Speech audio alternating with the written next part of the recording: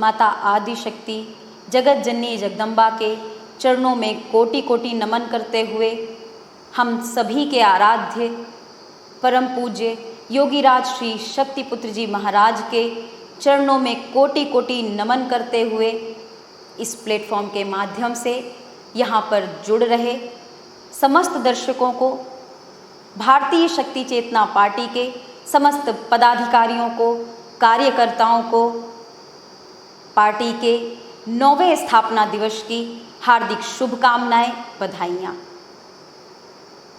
हम सभी के लिए यह गौरव की बात है, सौभाग्य की बात है कि हम ऐसे काल में जीवन जी रहे हैं जिस काल में स्वयं सच्चिदानंद भगवान ऋषि के रूप में आज समाज के बीच में मानव जीवन जीते हुए इस विश्व के कल्याण के लिए हम आप सभी के बीच में अपना मार्गदर्शन और निर्देशन हम सभी को प्रदान कर रहे हैं। परम पूज्य गुरुदेव जी के निर्देशन में चल के, उनका आशीर्वाद प्राप्त करके, उनकी चेतना तरंगों का लाभ प्राप्त करके आज करोड़ों करोड़ों लोग नशा मुक्त, मांसाहार मुक्त, चरित्रवान जीवन जीते हुए समाज के बीच में सम्मान के साथ जीवन जी रहे हैं। आत्म कल्याण के साथ साथ समाज कल्याण के लिए, जन कल्याण के लिए जो पल प्रतिपल अपने जीवन को समर्पित कर रहे हैं। गुरुदेव जी द्वारा समाज को एक ऐसी विचारधारा प्रदान की जा रही है जिस पर चल करके ही जो स्वप्न हमने देखा है मानवता के कल्याण के लिए, धर्म की रक्षा के लिए और राष्ट्र की रक्षा के लिए, यह इस विचारधारा पर चल करके ही संभव है। और इस समाज को सही दिशा प्रदान की जा सके, इसलिए परम पूज्य गुरुदेव जी द्वारा अपने आध्यात्मिक तपबल की पूरे विश्व जगत को चुनौती भी दी गई है। क्योंकि यह सत्य है कि जिस प्रकार से आज धर्म का पतन होता चला जा रहा है, आज धर्म के ऊपर से लोगों का विश्वास उठता चला जा रहा है, ऐसी स्थिति में आज भी सत्य है, आज भी धर्म है जो हम अपने पुराणों में, कथाओं में जो हम पढ़ते चले आए हैं, अपने शास्त्रों में पढ़ते चले आए हैं, जो ऋषियों मुनियों की बातें हम सुनते चले आए हैं, वह झूठ नहीं है, वह सत्य है। और इस बात का प्रमाण स्वयं हम सभी के बीच परम पूज्य योगीराज श्री शक्तिपुत्र जी महाराज के रूप में उपस्थित है। गुरुदेव जी ने समाज को वह विचारधारा प्रदान की है जिसकी आज समाज को नितांत आवश्यकता है। आज किसी भी क्षेत्र में देख लें, चाहे वह धर्म का क्षेत्र हो, चाहे वह राजनीति का क्षेत्र हो या कोई भी अन्य देश से जुड़े हुए क्षेत्र हो, हर जगह सुधार की आवश्यकता है। हर जगह एक ऐसे सशक्त विकल्प की आवश्यकता है, एक ऐसी विचारधारा की आवश्यकता है जो वास्तव में परिवर्तन ला सके, जिसकी कथनी और करनी में कोई भेद ना हो। और इसका प्रत्यक्ष उदाहरण परम पूज्य गुरुदेव जी द्वारा समाज में प्रस्तुत किया जा रहा है, जिन्होंने निस्वार्थ भाव से, तप के माध्यम से, अपने कर्म बल के माध्यम से, अपनी आत्मशक्ति के माध्यम से समाज के बीच में ऐसे ऐसे कार्य किए हैं जो साधारण मनुष्य के करने की बात नहीं है।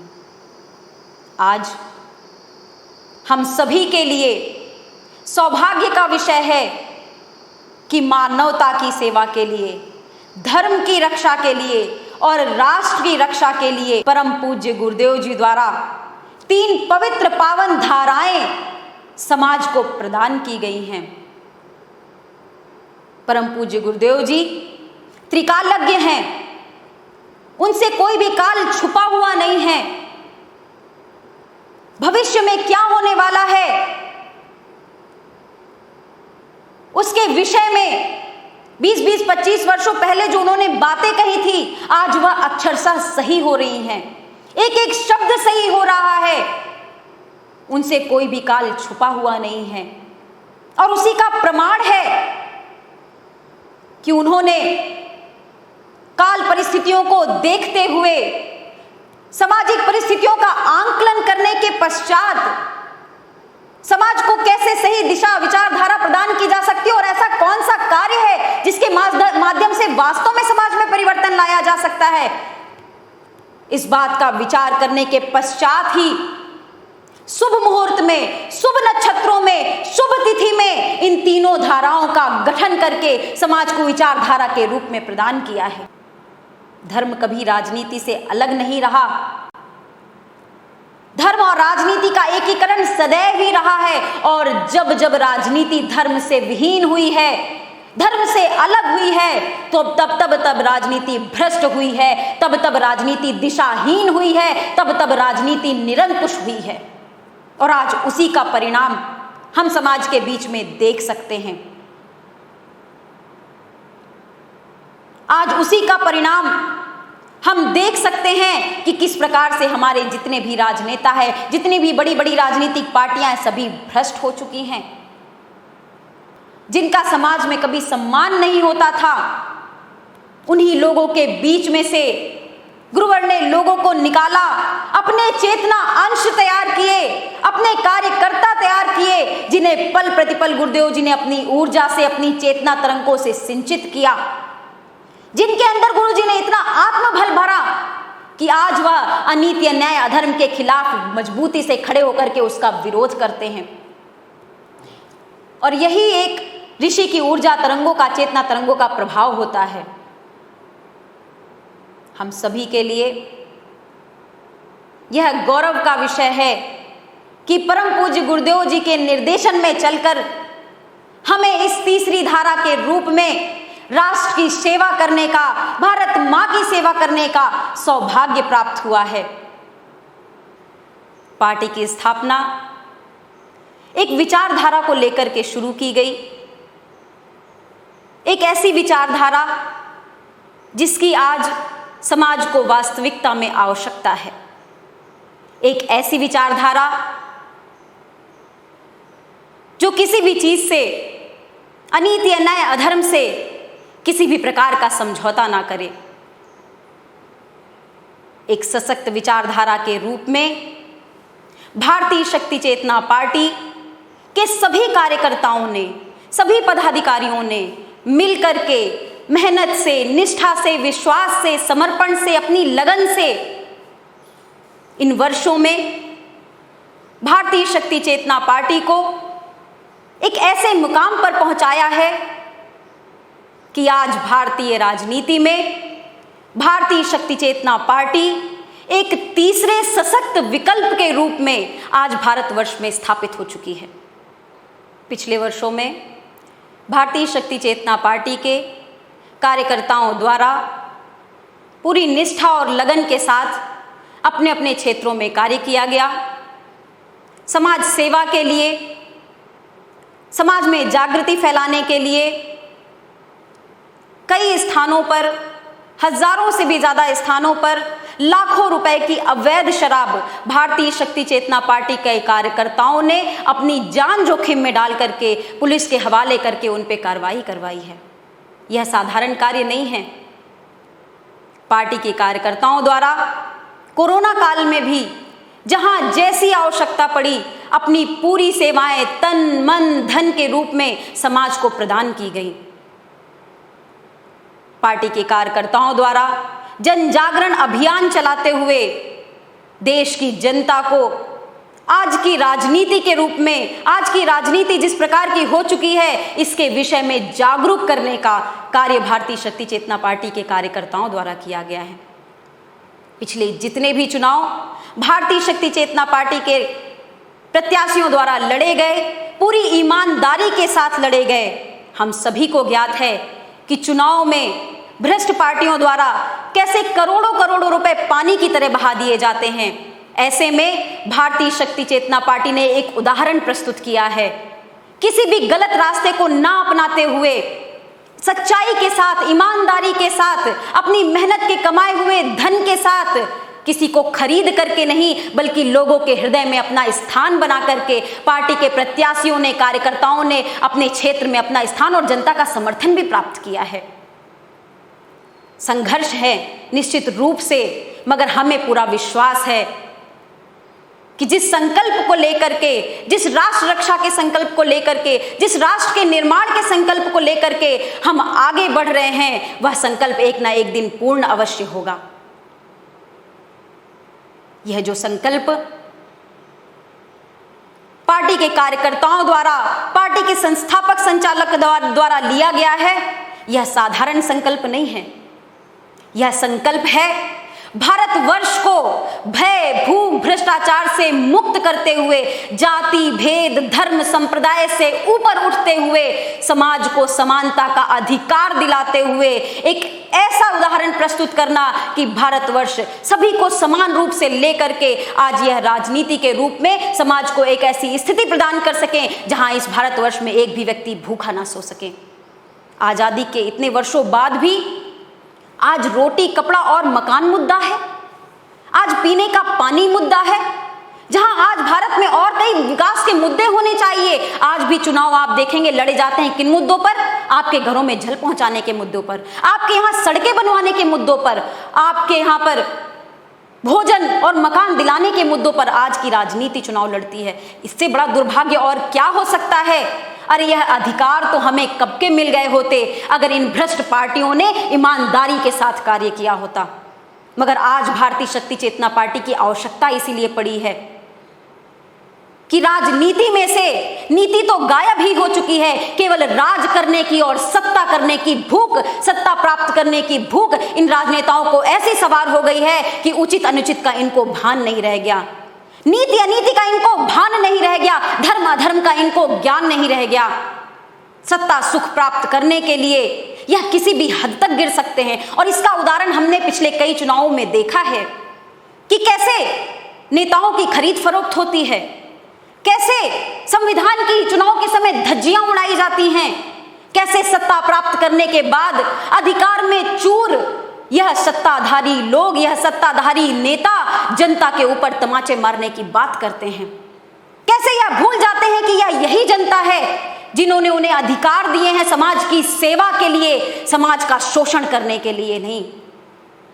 60 साल से ज्यादा कांग्रेस ने इस देश पर राज किया, उन्हें जनता ने सत्ता दी क्योंकि कहीं ना कहीं उन्होंने इस बात का जनता के ऊपर विश्वास दिलाया कि हमने आजादी के आंदोलन में अपनी सहभागिता दी। मगर उसके बाद क्या हुआ? जिन्होंने आजादी के आंदोलन की लड़ाई लड़ी उन्होंने तो अपने प्राणों की आहुति देकर के वह चले गए, मगर जिनके हाथों में यह सत्ताएं सौंप करके गए, केवल और केवल स्वार्थपरक और तुष्टीकरण की राजनीति करते हुए इन्होंने भारतवर्ष को कई वर्षों पीछे ढकेल दिया है। अपने शासनकाल में देश विरोधी ताकतों को इतना संरक्षण दिया गया कि आज यह जो हम जगह जगह देश के टुकड़े करने की बातें सुनते हैं, आज जो हम राष्ट्रध्वज का अपमान होते हुए देखते हैं, आज हम जो बुद्धिजीवी लोगों से यह बातें सुनते हैं कि भारतवर्ष में ये होना चाहिए, इस तरह से होना चाहिए, टुकड़े होने चाहिए, अलग अलग व्यवस्थाएं होनी चाहिए, राज्यों को अलग अधिकार होना चाहिए, इस तरह की बातें करने वाले लोग, इन्हीं को संरक्षण दिया गया। माफियाओं को संरक्षण दिया गया, आपराधिक प्रवृत्ति के लोगों को संरक्षण दिया गया। आप आंकड़े निकाल करके देखिए, आज जितने भी नेता हैं, चाहे कितनी भी बड़ी पार्टियां हो, चाहे कांग्रेस हो, चाहे भारतीय जनता पार्टी हो या अन्य जो राज्य की पार्टियां हैं, इनमें जितने भी प्रत्याशी होते हैं या जो भी नेता जीत करके आते हैं, इनमें कई लोगों के ऊपर आपराधिक मामले दर्ज होते हैं, उन्हें जेल की सलाखों के अंदर होना चाहिए। मगर इन राजनेताओं की भ्रष्टाचार के कारण, इन राजनेताओं की गलत नीतियों के कारण यह चुनाव लड़ते हैं और चुनाव लड़कर के नेता बन के समाज का शोषण करते हैं। आप स्वयं विचार करें कि जब एक अपराधी आपके ऊपर नेता बन के जाएगा तो वह समाज का कैसे कल्याण कर पाएगा। और यही कारण है कि इतने वर्षों बाद भी आज हमारे देश के जो अहम मुद्दे हैं, जो हमारे देश की मूलभूत आवश्यकताएं हैं, वह भी जनता को प्राप्त नहीं हो रही। शिक्षा, स्वास्थ्य, सेवा, समर्पण, इन सब चीजों से दूर होता चला जा रहा है। बेरोजगारी बढ़ती चली जा रही है। शिक्षा के क्षेत्र की जब हम बात करते हैं, जब हम उठा करके अपनी विद्यालयों की पुस्तकों को देखते हैं, हमारे बच्चे क्या पढ़ रहे हैं? जो हुआ हो गया, मगर हमारे बच्चों को पढ़ाया जाता है विदेशी आक्रांताओं का महिमा मंडन, हमारी क्लास की पुस्तकों में विद्यार्थियों को पढ़ाया जाता है। जरा विचार करिए जिन्होंने हमारे देश पर राज किया, जिन्होंने हमें गुलाम बना करके रखा, जिन्होंने हमारे देश का शोषण किया, हमारे देश को लूट करके अपने देशों में ले गए, उन लोगों की हमें महिमा मंडन हमारे बच्चों को पढ़ाया जाता है। ऐसे लोगों का महिमा मंडन जब पढ़ लिख करके बच्चे बढ़ेंगे तो निश्चित रूप से वही भाषा बोलेंगे। आज शिक्षा के क्षेत्र में जिन सुधारों की आवश्यकता है वह केवल और केवल राजनीति के माध्यम से सरकार के द्वारा ही किया जा सकता है, जिसके लिए सरकार द्वारा कोई कदम नहीं उठाए जा रहे। कहो बहुत संशोधन की आवश्यकता है शिक्षा के क्षेत्र में भी, अस्पतालों के क्षेत्र में देखिए, स्वास्थ्य के क्षेत्र में देखिए। आज एक महामारी ने पूरे सिस्टम की धज्जियां उड़ा करके रख दी हैं, पूरे सिस्टम का काला चेहरा समाज के बीच में लाके रख दिया है कि यदि एक महामारी इस देश में आ जाए तो इस देश के पास सुविधाएं नहीं है। इन नेताओं के भ्रष्टाचार का इससे बड़ा उदाहरण और आप क्या देखना चाहते हैं कि इतने सालों बाद भी आज स्वास्थ्य के लिए दर दर पर भटकना पड़ता है। गांवों में स्वास्थ्य केंद्र नहीं है और अगर है भी तो वहां पर सुविधाएं नहीं है। ऐसी स्थिति आज देश से किसी की छुपी हुई नहीं है। नारियों की सुरक्षा की बात करते हैं, नारियों की सम्मान की बात करते हैं, बेटी बचाओ बेटी पढ़ाओ अभियान चलाते हैं, मगर यह किससे छुपा है कि आज हमारे देश में जितना महिलाओं का शोषण हो रहा है, जितना महिलाओं के ऊपर अत्याचार हो रहा है, यह इन राजनेताओं के मुंह पर एक सबसे बड़ा तमाचा है। जो बात करते हैं बेटियों की सुरक्षा की, मगर आप उठा करके आंकड़े देखिए, आए दिन बलात्कार के, अत्याचार के, घरेलू हिंसा के केस नित्य प्रतिदिन समाज के बीच में आगे आते रहते हैं। इतना शोषण, जहां नारियों का सम्मान होना चाहिए, जहां इस नारियों को देवियों की तरह पूजना चाहिए, जो आपके घर का, आपके परिवार का आधार होती हैं, आपके आने वाली पीढ़ियों को जन्म देने वाली होती हैं, यदि आप उनका सम्मान न कर सके तो आपके आने वाली पीढ़ियां तो कायर होंगी ही, आपके आने वाली पीढ़ियां तो कमजोर होंगी ही, मानसिक रूप से कमजोर होंगी। क्योंकि जब 9 महीने माँ एक बच्चे को अपने गर्भ में धारण करती है तो उसके पूरे संस्कार उसके ऊपर जाते हैं। जब महिलाएं ही डरी हुई होंगी, जब महिलाएं ही असुरक्षित महसूस करेंगी तो आपके देश को सशक्त मजबूत युवा कहां से प्राप्त होंगे, आत्मावान युवा कहां से प्राप्त होंगे। मगर महिलाओं के सुरक्षा के क्षेत्र में भी सरकारें आज तक कुछ नहीं कर पाई हैं। बेरोजगारी चरम सीमा पर बढ़ती चली जा रही है। पढ़े लिखे पोस्ट ग्रेजुएट युवा मजदूरी करने पर बाध्य हैं। ऐसे कई लोग हैं जो पढ़े लिखे हैं, डिग्रियां प्राप्त हैं, मगर कार्य नहीं है। कार्य क्यों नहीं है? सरकार में तो बहुत सारे पद खाली पड़े हैं, सरकारी व्यवस्थाओं को सुचारू रूप से चलाने के लिए कई ऐसे पद खाली पड़े हैं, मगर सरकार द्वारा इस पर ध्यान नहीं दिया जाता। सरकार द्वारा तो इस पर ध्यान दिया जाता है कि किस प्रकार से जनता का शोषण किया जाए, किस प्रकार से बेरोजगार लोगों को, युवाओं को भड़का करके उन्हें लालच लेकर के उनसे वोट खींचा जा सके और वोट प्राप्त करने के बाद उनके सारे हितों को भूल जाया जाए। राजनीति का जो स्तर इन भ्रष्ट राजनेताओं द्वारा गिराया गया है कि जब आज राजनीति की बात आती है तो झूठ, धोखा, फरेब, विश्वासघात, दिखावा, यही सब आज राजनीति के नाम पर लोगों को याद आने लगता है। मगर अब बहुत हो गया, अब बहुत हो गया। अब भारतीय शक्ति चेतना पार्टी के कार्यकर्ता, भारतीय शक्ति चेतना पार्टी से जुड़े हुए पदाधिकारी, इन्होंने संकल्प लिया है राष्ट्र निर्माण के लिए, राष्ट्र की एकता को जोड़ करके रखने के लिए। जाति के नाम पर, धर्म के नाम पर जनता को लड़ाते हैं, भेदभाव करते हैं, वोट मांगते हैं। आज ऐसी कोई भी पार्टी नहीं है जो संप्रदाय की बात ना करती हो। चुनाव आने पर सबके चेहरे सामने आ जाते हैं, उनकी भाषाएं ही बदल जाती हैं। तुष्टीकरण के लिए कोई मुसलमानों के लिए कुछ कहता है, कोई हिंदुओं के लिए कुछ कहता है। अरे कोई भारत के नागरिकों की बात क्यों नहीं करता, कोई इंसानियत की बात क्यों नहीं करता, कोई मानवता की बात क्यों नहीं करता? इसलिए क्योंकि इन्हें केवल एक ही स्वार्थ है कि किस प्रकार से अपनी गद्दी बचा करके रखी जाए और किस प्रकार से जनता का शोषण करके अपनी अपनी तिजोरियां भरते चले जाएं, किस प्रकार से समाज के बीच में केवल मान सम्मान का सुख भोगा जाए। केवल इन्हीं चीजों पर इनका दिमाग रहता है। विदेश नीतियां चारों तरफ से फेल हैं। आज चाइना जैसा देश मुंह उठाए हमारे भारत पर आक्रमण करता चला जा रहा है। थोड़ी सी स्थिति संभलती है, बार बार किसी न किसी रूप में चाइना द्वारा हमारे देश पर आक्रमण किया जाता है। पाकिस्तान एक तरफ अलग आतंकवादियों को भेज करके भारत पर आक्रमण करता रहता है, घात करता रहता है। पाकिस्तान जैसे देश भारत में रह रहे लोगों का समर्थन प्राप्त करते हैं, आखिर ऐसे लोगों पर कार्रवाई क्यों नहीं की जाती जो खुलेआम पाकिस्तानियों का समर्थन करते हैं, आतंकवादियों का समर्थन करते हैं? चारों तरफ से फेल हैं, मगर फिर भी केवल वाहवाही लूटने की होड़ मची है सोशल मीडिया के माध्यम से। केवल दिखावा करके चंद लोगों के बीच में अपनी बातें कह देने से इनकी राजनीति पूरी हो जाती है? क्या इनका कोई दायित्व नहीं बनता? क्या उनका कोई कर्तव्य नहीं बनता हमारी सेना के लोगों के प्रति, हमारे सैनिकों के प्रति, जो अपनी जान जोखिम में डाल करके बॉर्डर पर खड़े होकर के हमारे देश की सुरक्षा के लिए खड़े होते हैं? क्या ठंडी, क्या गर्मी, क्या बरसात, उनके लिए सब एक है, क्योंकि उनके हृदय में एक संकल्प होता है मां भारती की रक्षा करना। मगर उनके लिए भी क्या कार्य किए जा रहे हैं? क्या उन्हें उचित व्यवस्थाएं दिलाई जा रही हैं? यदि इस पर विचार किया जाएगा तो कई ऐसी चीजें निकल करके आएंगी। आए दिन हमारे सैनिक मारे जा रहे हैं, किसकी नीति के कारण? इन राजनेताओं की नीति के कारण। एक मजबूत नीति नहीं है, विद्रोहियों को, विरोधियों को जवाब देने की क्षमता नहीं है, आत्मबल नहीं है। केवल बातें कर देने से कुछ भी नहीं होता। क्यों नहीं चाइना के विरोध में एक व्यापक आंदोलन देश के अंदर चलाया जाता?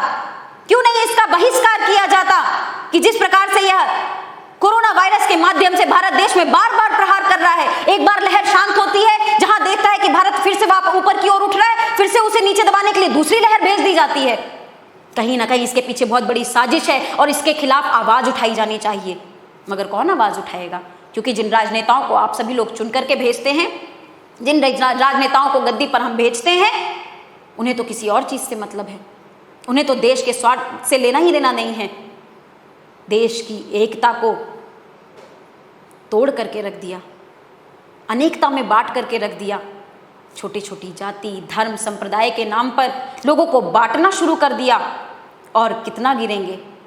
आज विचार करना होगा कि कैसे इन राजनेताओं को मुंह तोड़ जवाब दिया जा सके। और हर बार जवाब देने का अवसर जनता के पास आता है।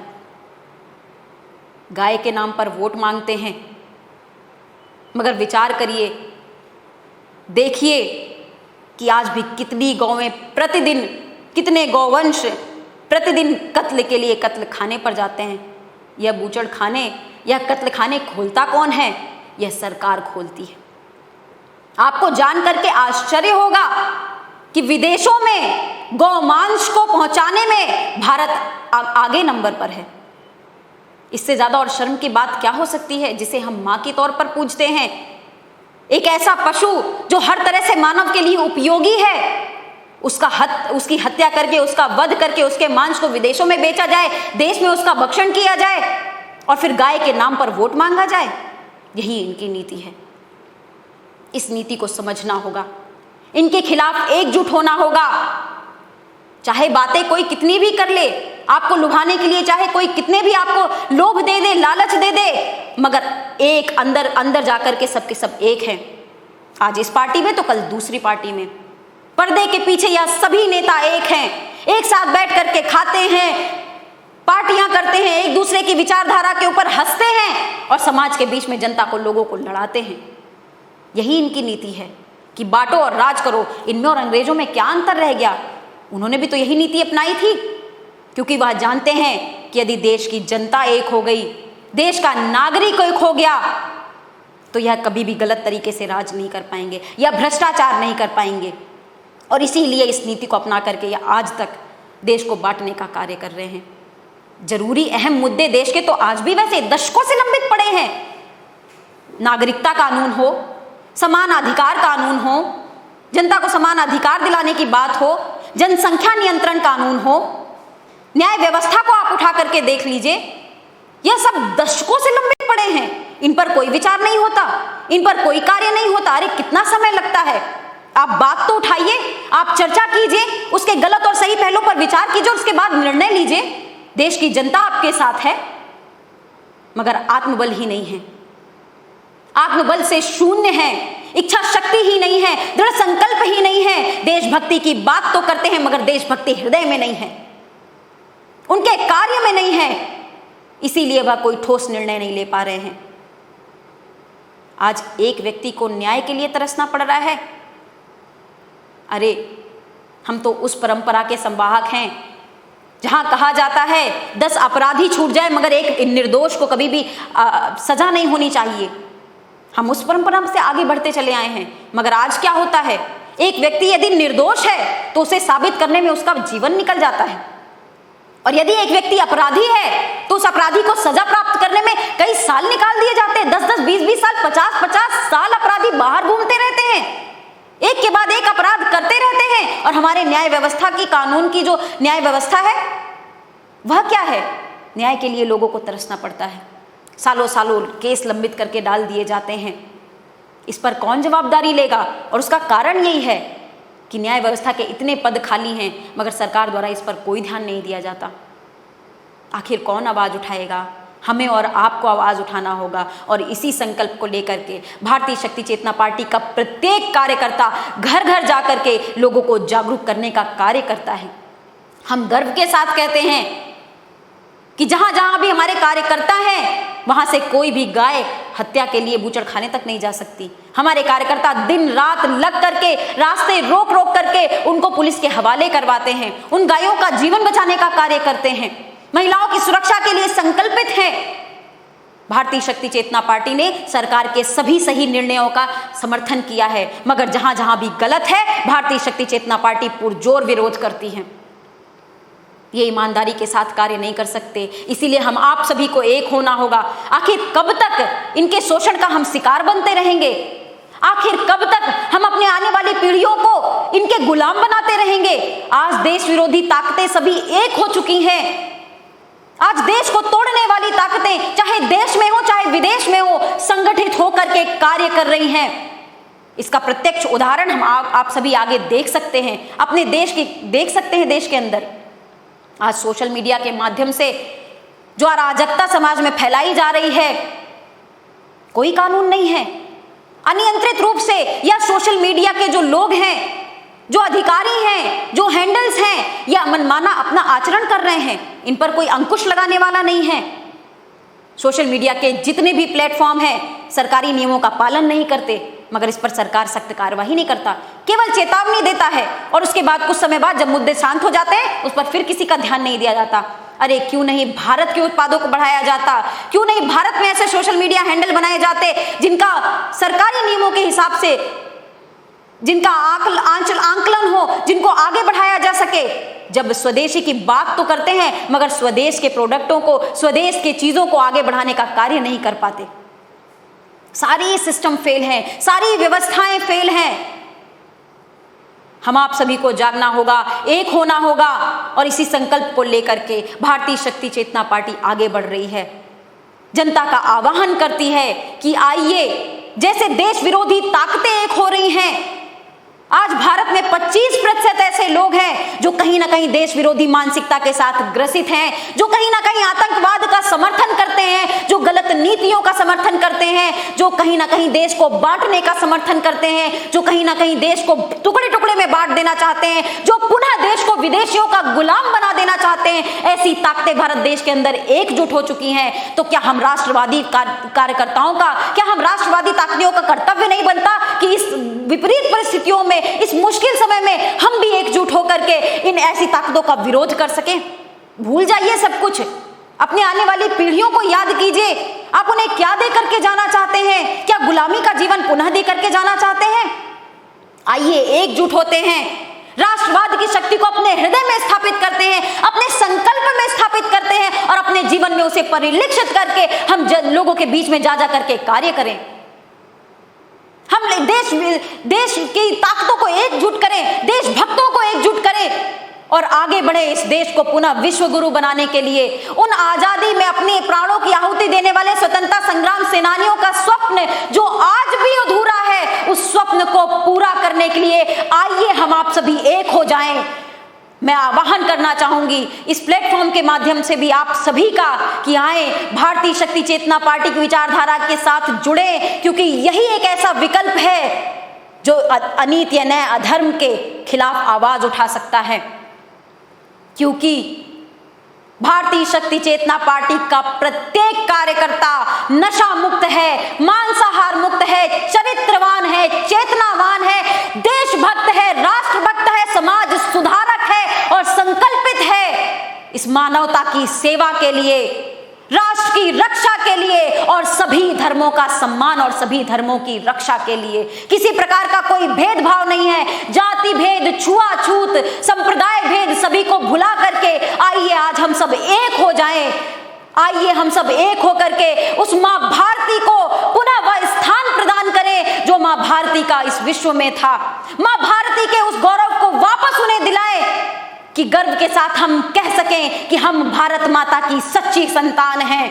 यदि वास्तव में आपके हृदय में भारत माता के प्रति जरा सा भी समर्पण है, यदि भारत माता के प्रति आपके दिल में जरा सा भी सम्मान है, यदि उन स्वतंत्रता संग्राम सेनानियों के प्रति आपके हृदय में सम्मान है, यदि इस देश के वीर सैनिकों के प्रति आपके हृदय में सम्मान है, यदि आप भी चाहते हैं कि इस देश में पुनः धर्माचरण लोग करें, यदि आप चाहते हैं कि इस देश का विज्ञान जो कि पहले से आयुर्वेद के नाम पर, योग के नाम पर पूरे विश्व में अपना परचम लहरा रहा था, अगर आप चाहते हैं कि पुनः आयुर्वेद को, योग को और भारतीय विज्ञान को पूरे विश्व में वह स्थान मिले, तो आइए हम सब एक होकर के इन विचारधारा के लिए कार्य करने का कार्य करें। मैं आप सभी का आह्वान करती हूँ, युवाओं का आह्वान करती हूँ, बुद्धिजीवियों का आह्वान करती हूँ, आप सभी के सहयोग से हम इस देश में परिवर्तन लाने में अवश्य सफल होंगे। परिवर्तन की आवश्यकता है।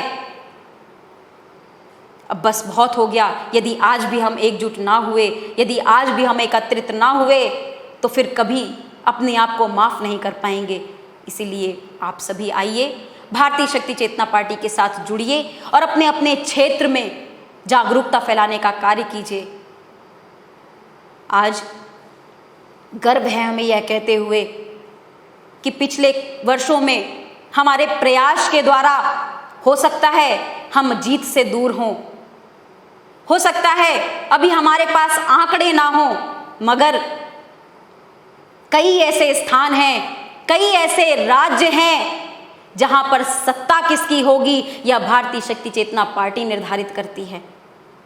कई ऐसे राजनेता हैं जो आज केवल भारतीय शक्ति चेतना पार्टी की वजह से आज नेता बनकर के समाज में हैं, उन्हें भी मौके दिए गए हैं।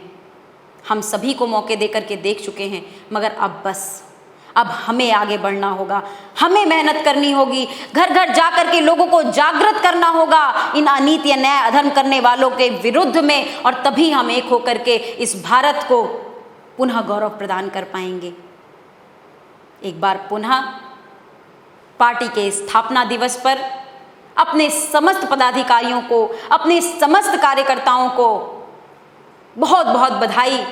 निराश ना होना, पल प्रतिपल आगे बढ़ते चले जाना, क्योंकि हमें मालूम है हमारे साथ वह ऊर्जा कार्य कर रही है।